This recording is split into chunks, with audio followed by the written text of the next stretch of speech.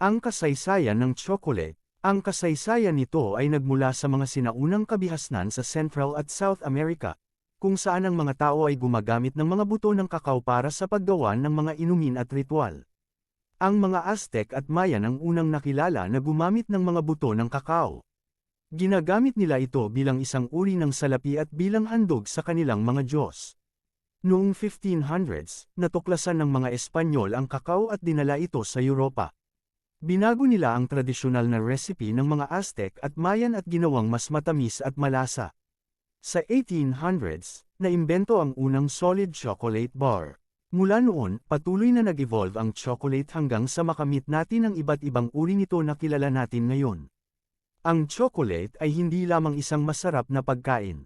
Sa kasalukuyan, marami na ring pag-aaral ang nagpapakita na may mga benepisyo ito sa kalusugan, tulad ng pagpapabuti ng mood at pag-iwas sa